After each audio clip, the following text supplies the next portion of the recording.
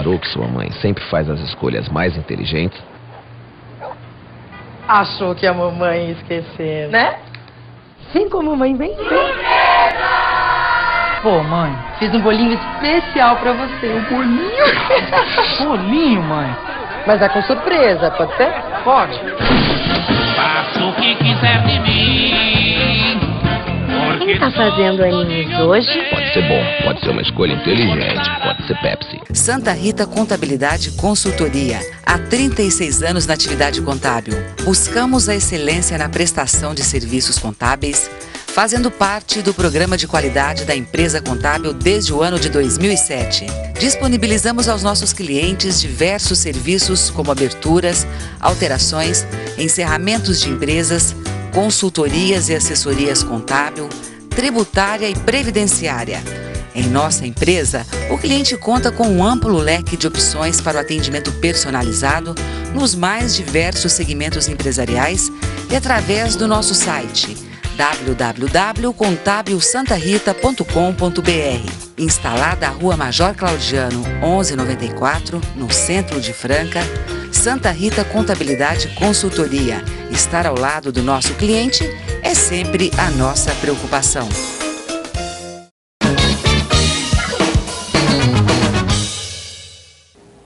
Muito bem, nós estamos com o programa Nova TV Debate, recebendo com muita alegria Dom Pedro Luiz Stringini, bispo da Diocese de Franca, que se torna cidadão francano. O vereador Paulo Afonso Ribeiro apresentou um projeto concedendo o título de cidadania a Dom Pedro Luiz. Esse projeto foi aprovado por unanimidade e vai ser recebido pelo Dom Pedro Luiz antes dele deixar a cidade. Ele vai deixar a cidade como um legítimo francano.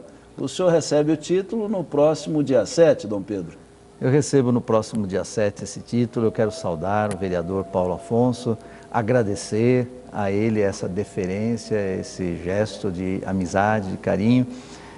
Quero dizer também que eu estive bastante próximo nesse tempo de muitos deles, inclusive dos vereadores, dos políticos, mas do Paulo Afonso, porque ele é um trabalhador, um batalhador pela saúde. Estivemos um pouco juntos nesse sentido, audiências públicas, audiência lá na Câmara, e fomos travando assim uma amizade até o ponto que um dia ele falou: eu estou propondo um título de cidadão francano. E ele falou: eu até acho bom também porque os bispos ficam uns anos, depois de repente são transferidos, e não é que de repente aconteceu mesmo. Inclusive o título de cidadania precisou passar em regime de urgência, porque senão não daria tempo do senhor recebê-lo antes de deixar a cidade, né? Então já está até marcada Está marcado para o dia 7 de novembro, agora, semana que vem, 7 de novembro, às 8 horas, lá na Câmara Municipal.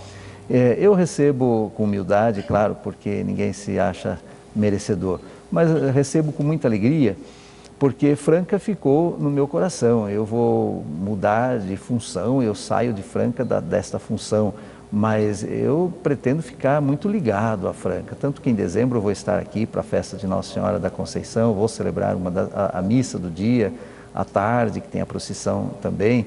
Então eu me sinto muito ligado a Franca e não quero me desligar de Franca. Isso me ajuda também a encarar esse tempo com menos dificuldade, saber que eu posso ficar ligado ao povo, à igreja de Franca.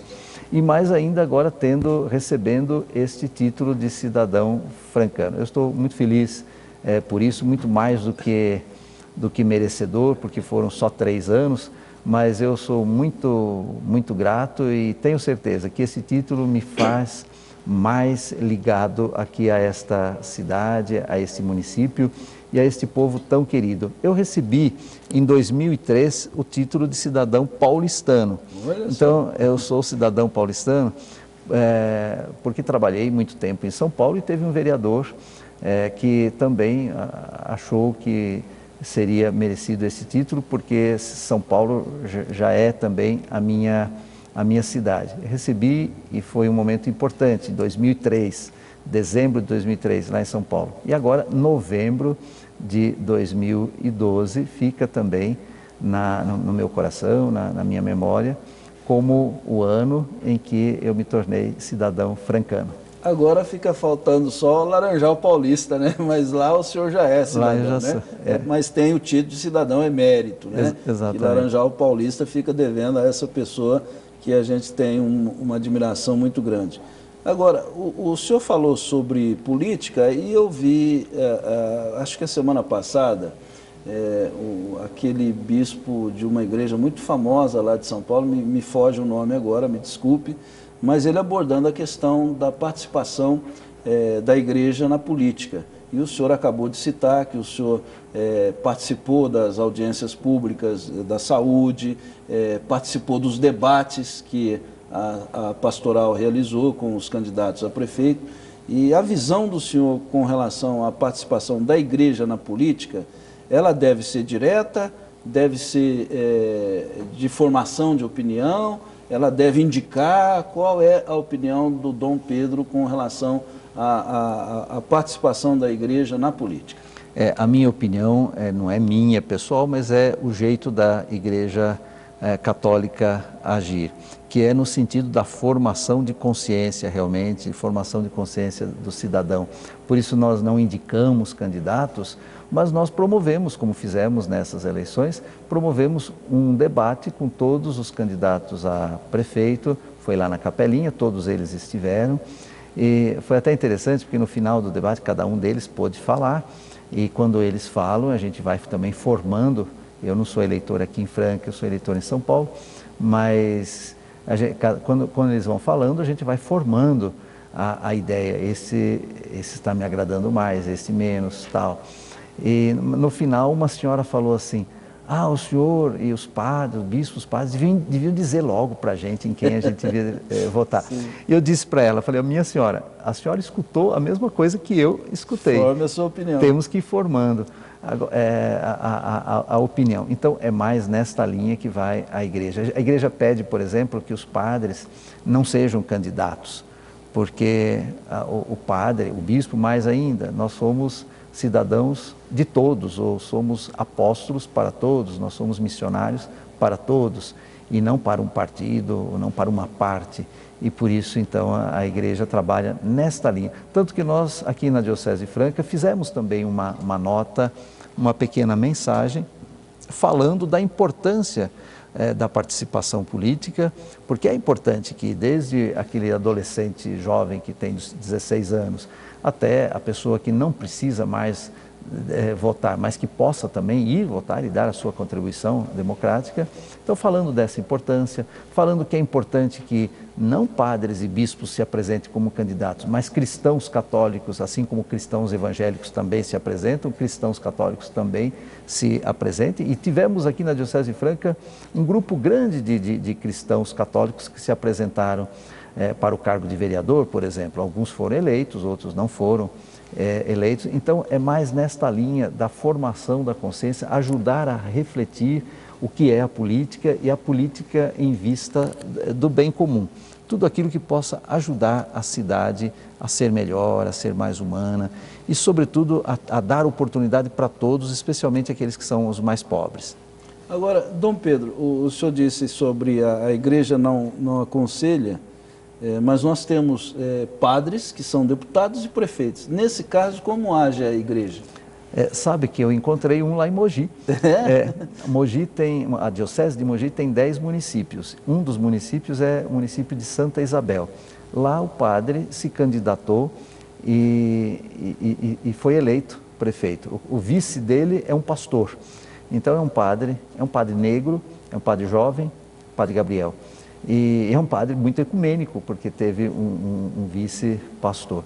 Então, agora ele vai ter que exercer este mandato e ele não vai ter mandato na igreja. Ele não vai ser pároco, ele não vai ser vigário, ele não vai ser um professor da faculdade, não vai ser um reitor do seminário. Agora ele vai ter que cuidar desta parte. E a orientação da igreja é que não entre. Agora, por que alguns entram? Em geral entram porque eles têm um ideal muito grande, acham que pode ajudar, acham e quem sabe possa mesmo, né? Quem sabe possa ajudar, a gente espera que ele possa ajudar, já conversamos, ele é até do Partido Verde, E eu disse a ele, então bom, então você é desse partido, vai ter um bispo agora que também está muito atento à ecologia, sempre falei da ecologia. Eu falei, então capricha lá, no cuidado com a ecologia lá em Santa Isabel. Ele falou, tenho que cuidar sim, porque é uma grande parte do município é a área de preservação ambiental. Em todo caso, no ponto de vista da igreja, ele tem que ficar afastado das funções eclesiásticas, cumprir este mandato para depois então voltar a ter uma função, um cargo na igreja. Mas nesse caso, terminado o mandato dele, ele permanece onde estava ou é removido para outra paróquia? Como é que funciona? Bom, porque no caso, vou voltar, por exemplo, ao militar. O militar, quando ele se candidata, ele passa para a reserva automaticamente, ele não pode continuar militar. No caso da igreja, pode voltar, mas aí ele permanece na paróquia onde ele está? Bom, o normal é que mude, claro, porque aí, a hora que terminar o mandato dele, lá já vai ter um outro, como já tem um outro padre lá. E aí ele vai para onde for preciso, a gente vai designá-lo para onde for preciso, então não necessariamente fica naquele mesmo lugar. Bem, o Dom Pedro Luiz Stringini falou agora há pouco sobre a forma com que a igreja trabalha a transformação do padre em bispo. Né? A escolha, vamos dizer. A escolha, né? Essa escolha, ela obedece a uma série de critérios. Mas eu percebo aqui, né, na biografia do Dom Pedro Luiz Stringini, que ele é bacharelado em letras pela Faculdade Anchieta de São Paulo, de 1972 a 74, Faculdade de Teologia Nossa Senhora da Assunção, São Paulo, 97 a 80, mestrado, o senhor me repete a palavra aqui. Exegese. Exegese bíblica, no Pontifício Instituto Bíblico de Roma, onde o senhor ficou lá de 87 a 90, e o doutoramento que o senhor fez pela Pontifícia Universidade Gregoriana, também de Roma, em Teologia Bíblica, 94, 95, mas não concluí. Incompleto. Não concluí. Né? A igreja exige formação acadêmica para ser padre e para ser bispo? Para ser padre tem uma formação acadêmica básica, que é primeiro e segundo grau, como todo jovem faz, a faculdade de filosofia, no meu tempo foi letras, não filosofia, mas hoje filosofia, a faculdade de teologia. Então isso é o que se exige, filosofia e teologia é um tempo de 7 anos, é isso que se exige para todo padre. O bispo não necessariamente, pode ser nomeado um bispo que não tenha uma especialização. Eu tenho especialização em exegese bíblica, ou seja, em estudos bíblicos. A grande parte dos bispos tem também doutorado. Então, hoje a tendência é sempre nomear bispos que, além de mestrado, além de serem mestres, que sejam também doutores, que não é o meu caso, eu repito, a maioria tem também doutorado. Então, a tendência é sempre exigir mais, a cada tempo, é sempre exigir mais, porque hoje se estuda mais. Hoje os nossos jovens também estudam mais, se exige uma qualificação profissional maior. Então, da mesma forma que a sociedade se torna mais exigente, a igreja também vai se tornando mais exigente. Mas não é necessário, porque o que conta é aquela escolha quando as indicações vão no sentido de dizer que aquele padre pode ser, vamos pensar nos padres aqui da nossa diocese, qual é o padre, quais são aqueles padres que poderiam ser escolhidos para serem bispos em alguma diocese. Quer dizer, todo bispo foi padre um dia antes de ser escolhido e foi escolhido. Continua padre. E continua padre a vida inteira. E, então, repito, pelos méritos acadêmicos, mas muito mais, quem sabe, pelo trabalho pastoral, pela sua aptidão pastoral, pela sua dedicação pastoral na diocese onde ele trabalha. Bem, Dom Pedro, o que o senhor acha da ascensão dos chamados padres midiáticos? Os padres que usam dos meios de comunicação para atrair cada vez mais católicos fiéis para as suas igrejas, caso de Padre Marcelo Rossi, Padre Fábio de Mello, entre outros, Padre Zé Maria. Qual é a visão do senhor que é uma pessoa assim um pouco mais, né, recatada nas suas posições, mas evidentemente o senhor tem uma visão sobre isso. A importância, e o senhor concorda com esse tipo de trabalho que é realizado por esses sacerdotes? Então, você estava comentando comigo até uma mensagem aí de uma pessoa de Mogi, da Pastoral da Comunicação, que falava, Eduardo, lá da Catedral de Mogi, que fala da utilização. Uso das redes sociais. O uso das redes sociais, como hoje na internet tudo se veicula, as TVs, as rádios, quer dizer, nós estamos neste mundo mesmo da comunicação, dos meios, em que os meios de comunicação são muito importantes, muito úteis. A igreja considera muito útil e muito necessário, tanto que existe das congregações do Vaticano uma congregação que é para a educação católica, existe uma congregação que é para a comunicação, com um prefeito para esta congregação. Tamanha é a importância. Se a gente for pensar no Papa João Paulo II, o Papa Bento também tem a sua comunicação, é claro, na sua idade mais avançada, mas tem a sua comunicação.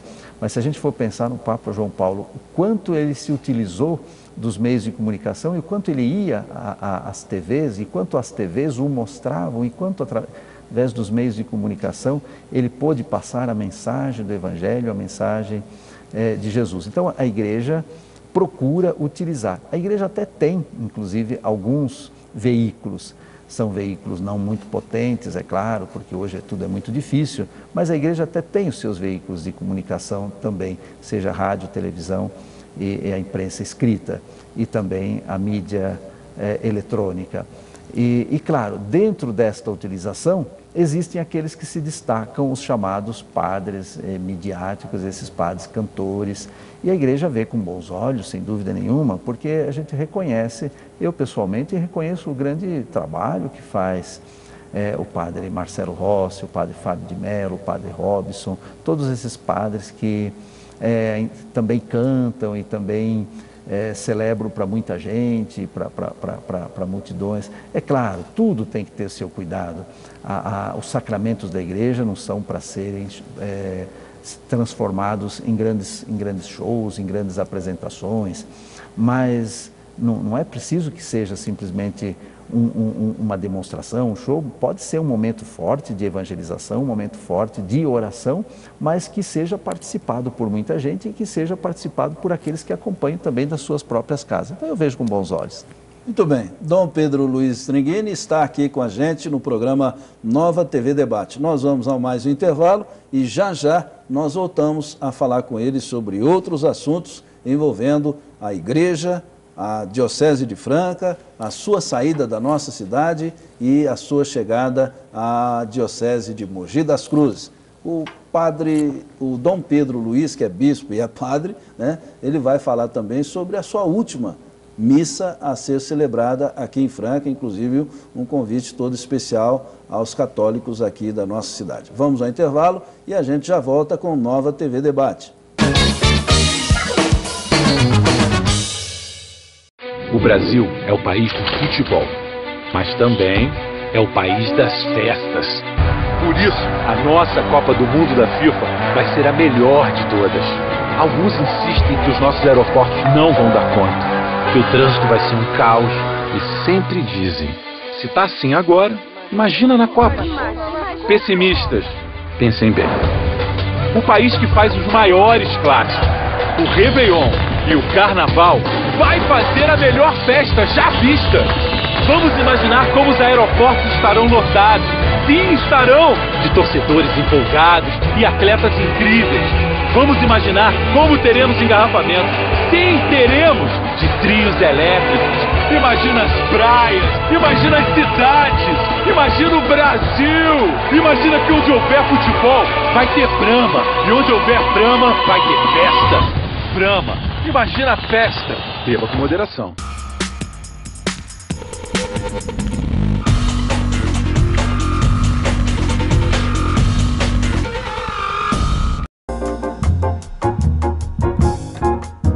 Valorize seu evento com o Buffet Chaminé.